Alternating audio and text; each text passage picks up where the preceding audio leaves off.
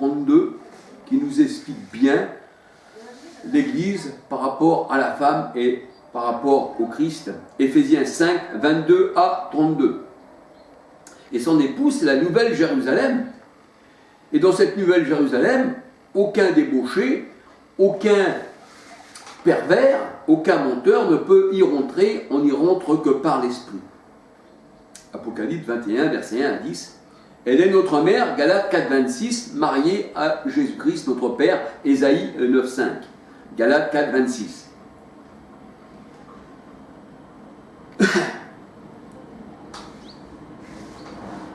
Mais, on va dire, quel est le véritable jardinier qui doit s'occuper de son jardin? Parce que, on voit que dans Genèse 2, 15, Adam devait cultiver ce jardin. Mais il ne l'a pas fait. Genèse 2, 15. Mais le véritable jardinier, la parole de Dieu nous dit que c'est le Christ. Dans Jean 20, verset 15. Il est le jardinier. Il s'occupe de son jardin. Il nous cultive. Il met sa semence. Il nous arrose. Il enlève l'ivraie des rayons. Alléluia. Il nous a séparés des ténèbres. Alléluia. Et la parole de Dieu nous dit que c'est lui qui sème, qui plante, qui fait croître sa parole. Matthieu 13, versets 3 à 23. Et là où se trouvait le prince de Tyr en Éden, la montagne sainte, parce que l'Éden c'était la montagne sainte, Ézéchiel 28, versets 2 et 8, j'ai bien souligné 8, Ézéchiel 28, 2, 8, pourquoi? Parce que Ézéchiel 28, verset 8, nous dit que le prince de Tyr était dans le sein des mers, qui représente le monde. Apocalypse 17, verset 1 15.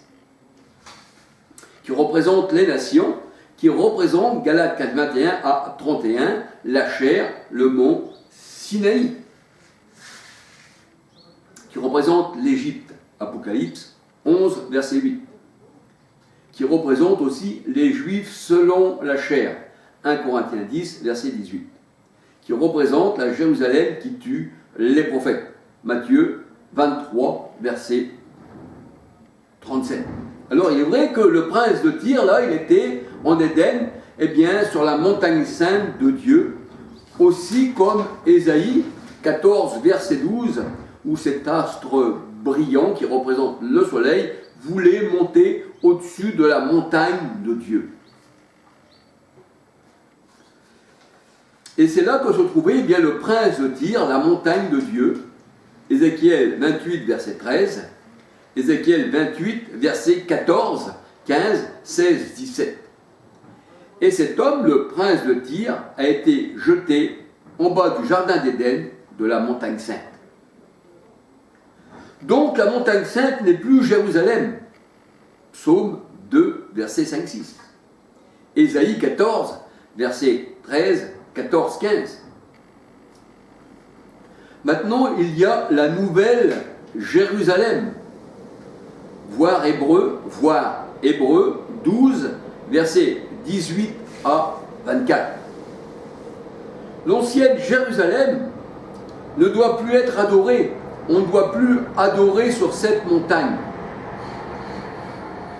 Pourquoi? Parce qu'elle tue les prophètes et elle n'a pas reçu la lumière du Seigneur. Elle n'a pas reçu le Fils, et du fait qu'elle n'a pas reçu le Fils, elle n'a pas non plus reçu le Père, l'Esprit. 1 Jean 2, 22, 23, 24. On ne doit plus adorer sur cette montagne. Jean 4, verset 20 à 24. Jean 4, verset 20 à 24. Alors le jardin de Dieu, c'est nous.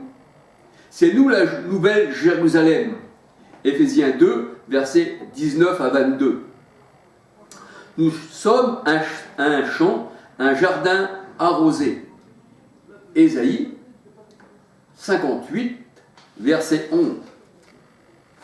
Nous sommes un jardin arrosé. C'est pour ça qu'on disait que Paul a planté, Apollos a arrosé. Il faut donc arroser le jardin.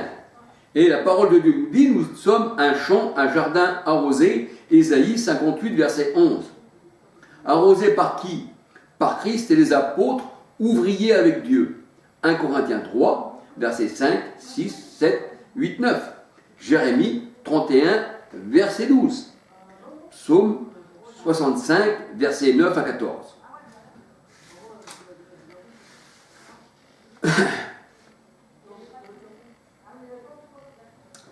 Alors, on peut dire que le mont Sinaï, Galates 4, 21 à 31, la Jérusalem actuelle, eh bien, n'a pas été arrosée.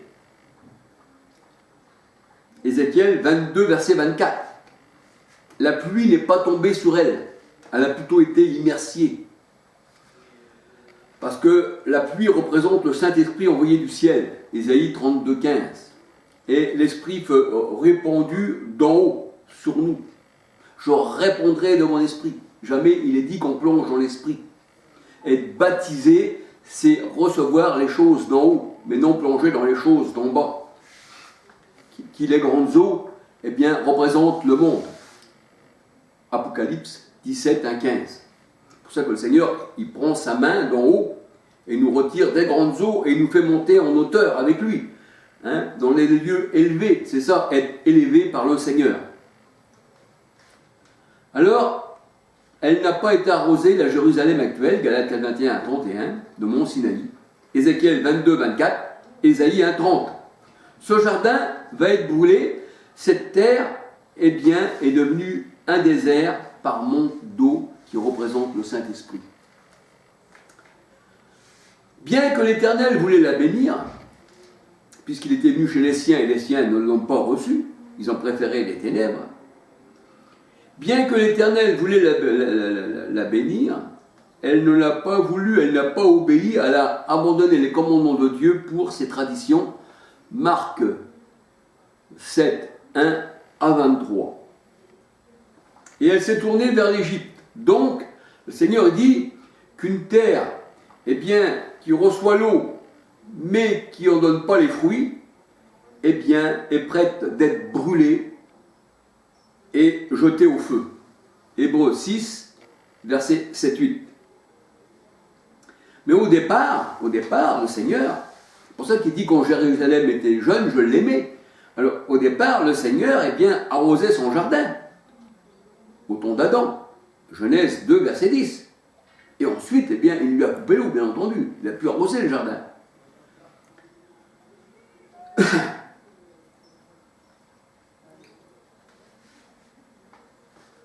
Et c'est pour ça qu'il est dit dans la parole de Dieu, il est une race qui se croit pure, mais qui n'a pas été lavée de ses péchés. Proverbe 30, versets 11, 12, 13, 14. Il est une race qui se croit pure, mais qui n'a pas été lavée de ses péchés. Pourquoi ? Parce que l'eau n'est pas venue sur elle. Elle n'a pas été nettoyée par l'eau de la parole. La parole, eh bien, c'est l'Esprit Saint. Jésus chassait les esprits mauvais par sa parole. Matthieu 8, 16, il me semble, je vais regarder vite fait. Parce que je ne sais pas si j'ai encore de la batterie. Matthieu 8, 16. Voilà. Le soir, on emmena auprès de Jésus plusieurs démoniaques. Il chassa les esprits par sa parole. Il guérit tous les malades. Alors, donc, lavé par l'eau de la parole, parce que la parole, c'est l'Esprit Saint. Jésus, le Christ, chassait les démons, les esprits mauvais, on va dire, par sa parole. Et la parole de Dieu dit, dans Matthieu 12, 28 à 32, que Jésus chassait eh bien, les esprits impurs par le Saint-Esprit. Donc, parole, Saint-Esprit, c'est pareil. Voyez-vous, l'eau de la parole ou l'eau du Saint-Esprit. Voyez-vous, donc, on peut dire que l'eau du Saint-Esprit n'est pas venue, eh bien, sur ces personnes. Ils se croient lavés de leurs péchés. Proverbe 11, 12, 13, 14. Mais leurs péchés demeurent sur eux.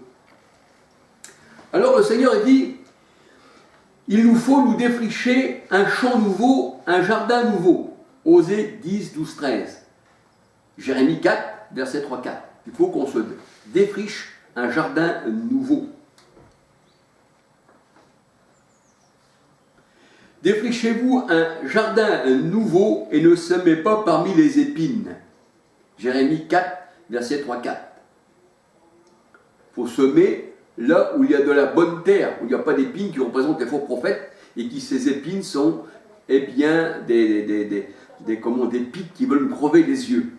Nombre 33, 55. Défrichez-vous un champ nouveau, ne semez pas parmi les épines. Alléluia.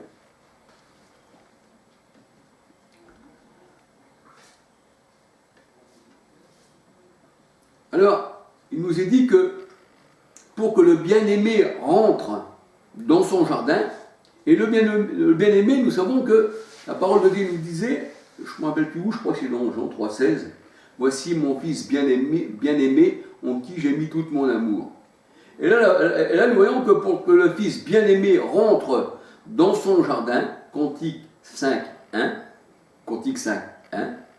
le bien-aimé doit rentrer dans son jardin, qui est l'époux, Cantique 6, verset 2, 10, qui est aussi l'épouse du Christ, le jardin c'est l'épouse du Christ, Cantique 6, verset 2, 10, et eh bien, cette épouse, ce jardin, le Seigneur il dit, elle est belle comme le soleil.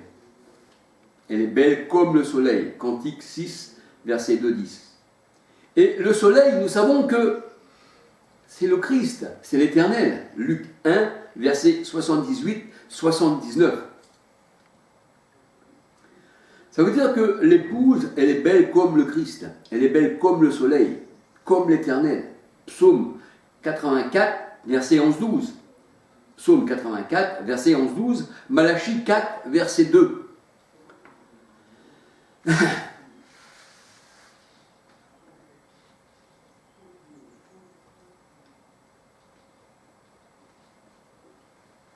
Alors, le soleil, on va dire, qui est l'Éternel et qui brûle les gens non enracinés en Dieu. Ésaïe 60, versets 19, 20, 21, 22. Matthieu 13, verset 6. Genèse 37, verset 9. La parole de Dieu, elle dit que, eh bien, dans Ésaïe 60, 19, 20, nous allons voir, Ésaïe 60, 19, 20,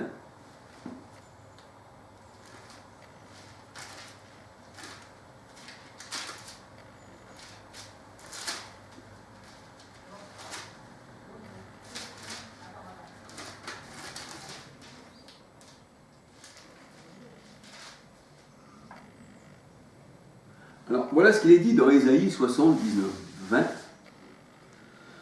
Ce ne sera plus le soleil qui te servira de lumière pendant le jour, ni la lune qui t'éclairera de sa lueur.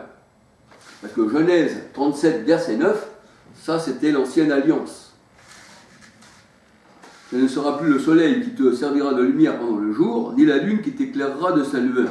C'est pour ça que le Seigneur il dit les astres ne donnent plus leur lumière. Ça c'était l'ancien monde.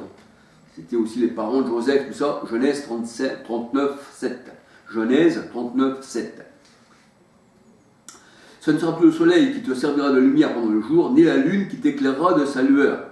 Mais l'Éternel sera ta lumière à toujours. Ton Dieu sera ta gloire. Ton soleil ne se couchera plus, et ta lune ne s'obscurcira plus. Ta lune ne s'obscurcira plus. Car l'Éternel sera ta lumière à toujours. Et il n'y aura plus que des justes parmi ton peuple. Il n'y aura plus d'injustes, il n'y aura plus que des justes. Ésaïe 60, 19 à 21. C'est-à-dire, la lune, ça représente la femme. La lune, eh bien, ça représente l'Église. Ça représente notre mère. Et c'est pour ça que le Seigneur, il dit, dans Ésaïe 60, 20, ta lune ne va plus s'obscurcir, elle va plus s'éteindre, elle va donner sa lumière. L'Église donnera sa lumière, le soleil fera briller sa lumière dessus, qui elle retransmettra la lumière eh bien, de l'époux. C'est ce que nous dit la parole de Dieu dans Ésaïe 60, 19 à 22. Ésaïe 79 à 22. Alléluia.